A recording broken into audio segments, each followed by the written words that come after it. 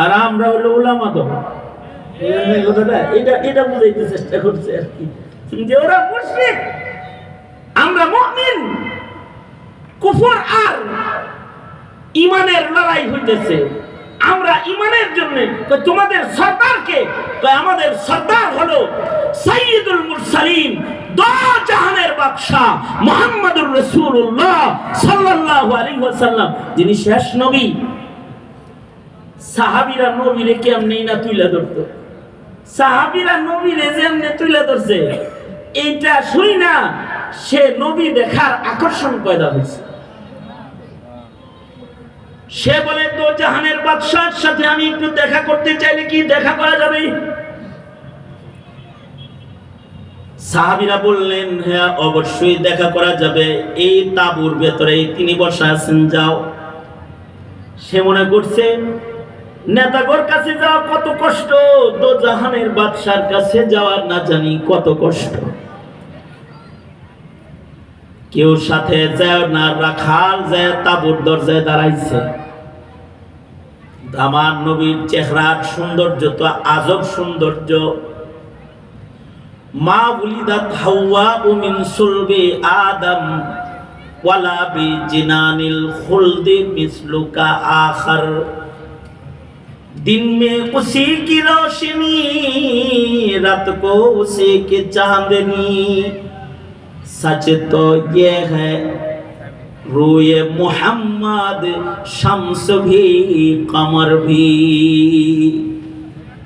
আমার নবীর সৌন্দর্য এমন ছিল, নবীজির চেহারার দিকে তাকাইলে মনে হইতো সূর্য আলো রাসূলের চেহারার থেকে ধার দিছে।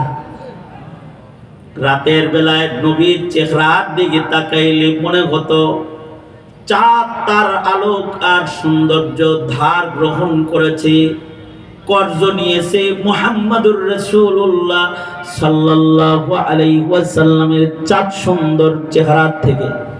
এই কারণেই রাসূল যখন মদিনায় প্রবেশ করেছে তো মুমিনরা ঈমানের নজরে নবীজির চেহারার দিকে তাকায়া বাচ্চারা বলা শুরু করেছে তালা আল বদরু আলাইনা।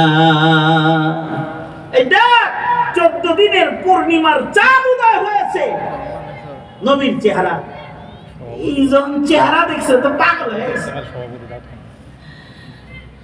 নবীজিরে ইশারা দিয়ে বলতেছে নবীজি আইতে পারি? আসো। আপনি কি দাওয়াত দেন? আমি এক আল্লাহর তাওহীদের কথা বলি। নবীজি আমি যদি আপনার দলে ঢুকি আমার লাভ কি? আল্লাহর রাসূল বললেন তুমি যদি আমার দলে ঢুকো তাহলে লাভ হইল তোমার আমি তোমার সাথে গলায় গলা লাগাবো। সে হাবশী কালা বংশের গোলাম, জীবনে কোনোদিন সাদাদের সাথে মুআনাকা করে নাই। আর সাইয়্যিদুল মুরসালিন চাঁদ চেহারার পয়গম্বর তারে গলায় লইব এটা শুই না, তাই আমারই গলায় লইবেন? হ্যাঁ তুমি কালেমা পড়লে তুমি আমার ভাই, তোমারে গলায় গলা লাগাবো। ভাই আমি কালেমা পড়ে আলাইলাম, কালেমা পড়ে ফেলছি। এবার সাহাবী বলে নবীজি এখন আমার কাম কি? তখন যুদ্ধ তুমুল চলছে, যুদ্ধ শুরু হয়ে গেছে। নবীজি বললেন কি যাও যুদ্ধে শামিল হয়ে যাও, এখন তো ওয়াক্ত জিহাদের, যাও। নামাজের ওয়াক্ত তখন না। সে যাইতেছে, রাস্তা থেকে ঘুরে এসে কয় নবীজি যুদ্ধে তো যাইতেছি, আমার কাছে যে কিছু ছাগল আমানত ছিল এটি কি করব? নবী বললেন দেখেন বিশ্ব নবীর ঈমানের শিক্ষা কত কড়া। ইচ্ছা করলে এই ছাগল গুলারে গনিমতের মাল বানাইতে পারতেন, এখন দুশমনের ছাগল। কিন্তু নবীজি সাহাবীর ঈমান শিখাইতেছে। নবীজি বলে আগে আমানত বাড়ি দিয়ে আসা, তারপরে ইবাদত। আল্লাহু আকবার জোরে করে বলেন। এই ছাগলগুলো আগে দিয়া হোক, পরে যুদ্ধ করবা। আরে এখন হলো আমানত খাওয়ার লেগে যুদ্ধ, জাতির আমানত ভক্ষণ করার যুদ্ধ। আগামী ইলেকশনে তাইতাছে, এটা হলো জাতির আমানত খাওয়ার যুদ্ধ। তখনকার যুদ্ধ হলো যুদ্ধ পরে আমানত আগে, যাও আমানত দিয়া হোক আগে। আমানত দিতে এই কালা সাহাবী চলে গেল। আবার আইছে কয় নবীজি যুদ্ধে যে যাইতাছি গেলে পরে দুইটা চান্স আছে, বাঁচতেও পারি মরতেও পারি, যদি মইরা যাই তাইলে কি শূন্য যাই। আল্লাহ রাসূল বললেন যদি ওখানে যায় মারা যাও আমি সাক্ষী দিচ্ছি তুমি আল্লাহর জান্নাতে প্রবেশ করবা, কারণ তুমি শহীদ হইবা তো, বিনা হিসাব জান্নাতে যাবে। কালা গোলাম বলে ওগো সরওয়ার আমার মতো কালা গোলাম আমি শহীদ হয়ে গেলে কি আমাকে জান্নাতে দিবে? আমার গায়ের চামড়া কালা। সরকার গো আমার গায়ে ছাগলের দুর্গন্ধ আছে, আমি ছাগলের রাখাল, এই কালা চেহারা কুৎসি চেহারা চ্যাপ্টা নাক আর দুর্গন্ধ দেখলেও কি আল্লাহর জান্নাতে যাওয়া যাবে? আল্লাহর রাসূল বললেন তুমি যদি যুদ্ধের ময়দানে শহীদ হয়ে যাও মহান রব্বুল আলামিন তোমাকে জান্নাতে দেওয়ার আগে তোমার কালা চামড়া পাল্টায়া জান্নাতের আকৃতি তোমারে দান করবে, আর তোমার গায়ের থেকে মহান রব্বুল আলামিন ছাগলের দুর্গন্ধ দূর করে দিয়ে মিশকের ঘ্রাণ দিয়া তোমাকে সাজায়া আল্লাহ তাআলা তোমাকে জান্নাতের দুলহান বানায়া জান্নাতে প্রবেশ করায়া দিবে। সুবহানাল্লাহ। সাহাবী যুদ্ধে চলে গেল এবং শহীদ হয়ে গেল। শহীদ হয়ে যাওয়ার পরে এবার অন্য সাহাবীরা এই লাশটা চিনে না, কারণ একসাথে কোনোদিন ওয়াজ শুনে নাই নবীর, একসাথে কোনোদিন নামাজ পড়ে নাই, একসাথে কোনোদিন কোরআনের হালকায় বসে নাই, এ কে আবার? সাহাবীরা এসে কয় নবীজি একটা কালা লাশ পড়ে রয়েছে, এটা কি, এটা কোন দলে? নবীজি বলে আমাকে দেখাও। সাহাবীরা এই কালা গোলামকে রাসূল আরবীর সামনে পেশ করলে নবীজি বলে তোমরা চিনো না, তোমরা চিনো না, কারণ সে এক ওয়াক্ত নামাজ পড়ে নাই, তার জীবনে রোজা নাই। তোমরা চিনো না, সে কোরআন পড়ে নাই তোমাদের সাথে বসে, কিন্তু আল্লাহ চিনে, আল্লাহ রাসূল চিনে, সে কালেমাওয়ালা মুসলমান। আল্লাহ চিনে, আল্লাহ রাসূল চিনে। আমি দেখতাছি, নবী বলে আমি দেখতাছি তাকে ফেরেশতারা টেনে আল্লাহর জান্নাতের ভেতরে প্রবেশ করাইতেছে। সুবহানাল্লাহ। আমি ঘটনাটা ফাঁক দিয়ে বললাম, আমল ভালো করলে তাকওয়াওয়ালা হইলে কালা মানুষেরও দাম হয়ে যায়, এই কারণে ইত্তাকুল্লাহ। আর আমানতদারি এটা ঈমানের সাথে রিলেটেড। হযরত ওমর বলে একটা ছাগল বেচা, রাখাল বলে আনা মুমিন। মুমিনের জীবনে খেয়ানত হতে পারে না। যাও মিয়া কি বুদ্ধি দাও, এটা ছাগল বেচমো, এগুলা আমার কাছে আমানত, চিনে না তো। হযরত ওমরও নিজের গোপন কইরা এখন তো ঈমান পরীক্ষা করছে, এবার তার তাকওয়া পরীক্ষা করতেছে। হযরত ওমর তাকে বুদ্ধি শিখায়া দিতেছে, আর মিয়া ভাই আমার পেট খালি তোমার পকেট খালি, একটা ছাগল আমার কাছে বেচা ফলাইলে আর কি হবে? এখানে তো আর তোমার মনিব নাই। সে বলে যখন বাইত লয়ে যাবো তখন না, বাড়িতে নিলে যদি বলে একটা কম কেন, তখন কি বলবো? সে কি আর জানবে? বাড়ি গেলে কেন কম এটা জিজ্ঞাসা করলে বলবা বাগে খেয়াল হয়েছে। সে তো আর এখানে দেখে নাই তোমার ছাগল বাগে খেয়েছে। এই কথা বলতেই এটাকে বলা হয় আমানুত্তাকুল্লাহা হাক্কা তুকাতিহ। রাখাল তখন বলে ইয়া হাদা,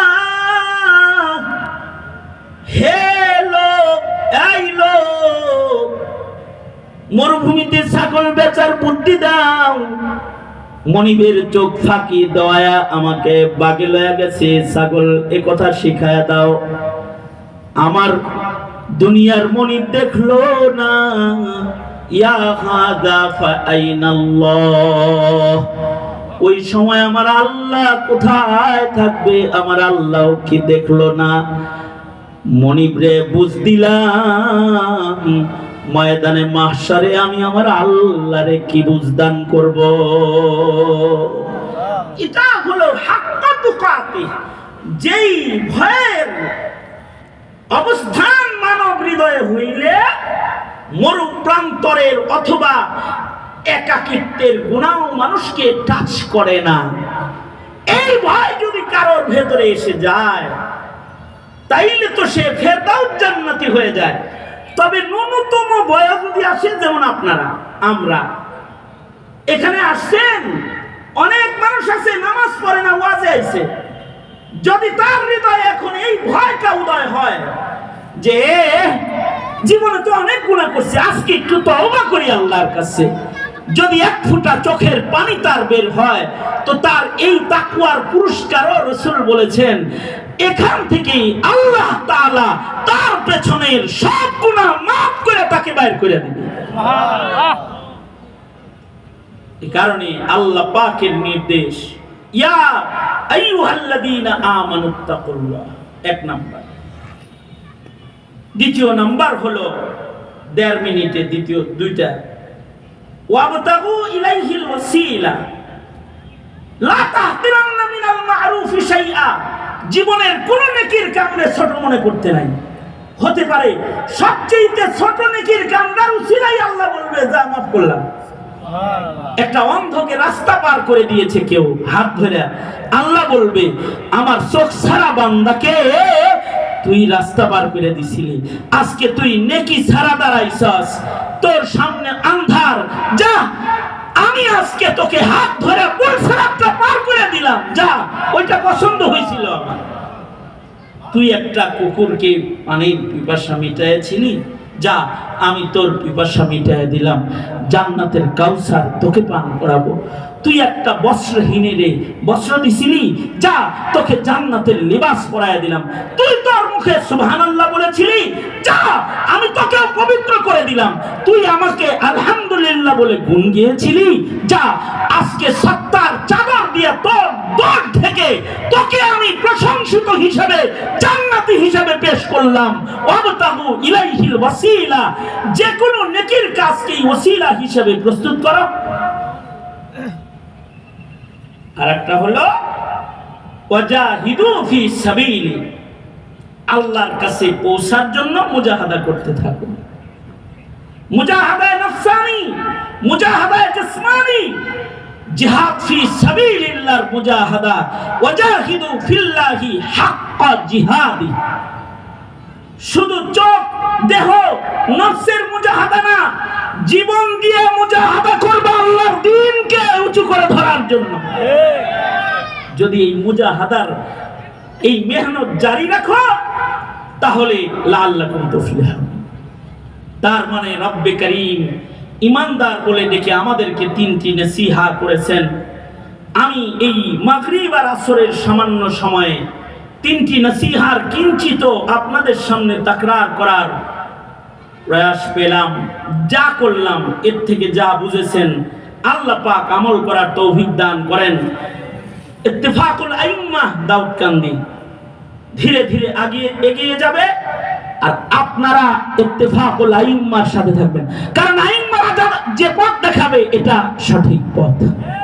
ঠিক কিনা? জোরে আওয়াজ করে বলেন ঠিক না? ঠিক করে বলেন। আলেমরা যেদিকে যাইতে কয় এদিকে যান, ওই পথে চললে আল্লাহ নাজাত দিবে। যা মৌলবীদের পিছে পিছে চলছিলি, যা জান্নাতে পৌঁছায় দিলাম ওসিলা। আল্লাহ তাআলা ইত্তেফাকুল আইম্মাকে কবুল করেন। আমার কোনো কথায় কেউ কষ্ট পেয়ে থাকলে ছোট ভাই হিসেবে ক্ষমা করবেন। যা কিছু ভালো বলেছি নসিহা গ্রহণ করার মতো বুজুর্গদের যে কথাগুলো তাকরার করেছি সবক হিসেবে গ্রহণ করার দাওয়াত জানিয়ে আমার সংক্ষিপ্ত কথা এখানেই শেষ করছি। ওয়া আখিরু দাওয়ানা আলহামদুলিল্লাহি রাব্বিল আলামিন।